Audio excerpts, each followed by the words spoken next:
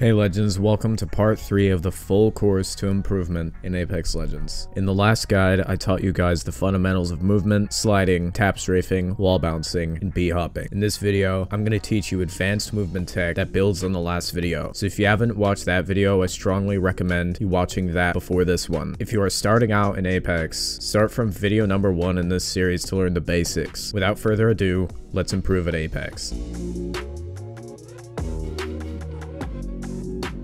There's a lot of special movement things you can do to make yourself harder to hit on ziplines. I'll touch on one of the basic ones in this video, and perhaps make a full zipline guide covering every known mechanic regarding them in the future. For now, we're gonna learn how to zipline super jump. On a horizontal or vertical zipline, hold E when it prompts you to do so, while flicking your scroll wheel's alternate jump key. Play around with different timing to trigger it. You'll know when you did it right because you won't ever actually attach to the zipline. You will jump about 10 feet into the air instead. It's important to note that you can go in different directions based on the orientation of the zipline. If the angle of the zipline is more shallow than 45 degrees, it will either send you straight up or in the direction of the zipline. However, this isn't the case with vertical ziplines. If the angle is more steep than 45 degrees on these ziplines, you can super jump in any direction. Learn how to apply this movement in section 2 of this video. Practice the timing of zipline super jumps until you're comfortable with doing them. These videos take a long time to make, and at the time of making this video, my channel isn't monetized. All I need you to do is like this video. It helps more people find my videos, and it lets me keep making content. If you left a like on this video, you have my personal thanks, and you help a small content creator keep making content. Now back to the video.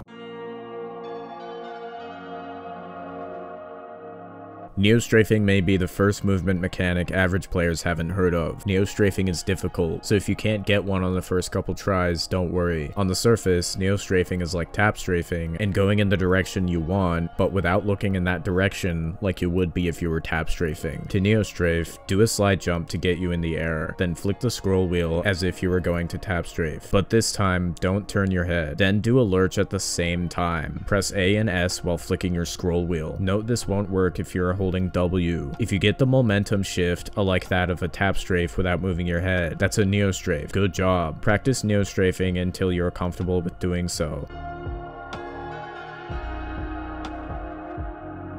Super gliding is probably the most difficult movement technique on this guide. Super gliding is getting a large boost of momentum faster than running or sliding speed when you leave a mantle animation. To super glide, mantle a ledge, and on the exact frame your camera stops moving, press crouch and jump at the exact same time. Super glides are harder the higher frames per second your game is running at. So to practice, I recommend frame capping your game at 60, then working your way up to the FPS you normally play at, increasing the FPS cap by 15 every time you land 2 of 3 super glides. You know if you triggered the super glide correctly if your field of view increases and you shoot through the air. No one has 100% super glide consistency, even people using macros, so don't be annoyed if you can't get them all the time. Practice super gliding on different legends, as each legend has a different height, which affects the super glide timing. To get more super glides and be more consistent, try to do them every time you mantle in Apex. There isn't really a downside to doing this, and at worst you do a normal mantle animation. Note that you can neo-strafe, lurch, tap strafe, and B-hop out of a super glide, which makes for some really unfightable movement against your enemies in a gunfight, and just traversal in general. You will get better at super glides the more you practice them. I have 2,400 hours in Apex, and I only land about 2 of 3 super glides.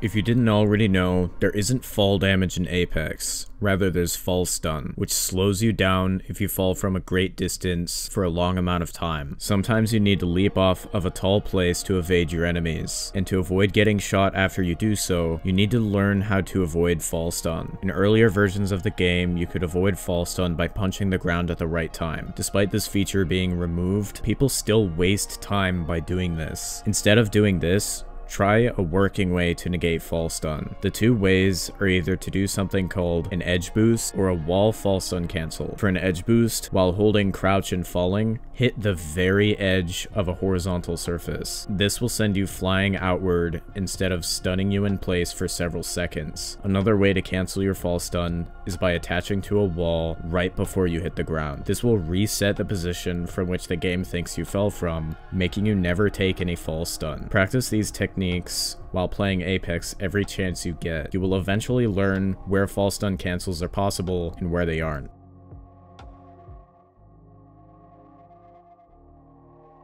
In this section, we're gonna watch this clip and then go through my thought process on why I made the decisions I did and what movement I used. I've just now noticed that people are rolling up on my teammate, so I'm gonna try and take the stairs to get back with him. Out of nowhere, an Octane jumps over the banister, and I know he's low because my teammate told me so. So I do a super glide tap strafe to catch up with the Octane, who's on flesh. I then use the jump pad he has already placed down to reunite with my teammate because he's about to be downed. I play his knockdown shield, acting as cover out in the open, and then I eventually take down the Bloodhound. There were 3 cases in this clip where if I didn't know movement tech, I wouldn't have either clutched the fight or made it back to my teammate in time for him to be thirsted. That's one case of the many ways you can get creative and implement movement into your gameplay. In the next video, I'll be going over some very advanced but niche things you can do to your movement to make you a lot more unpredictable, harder to hit, faster, and above all, look cool. Thank you for watching this video. See ya.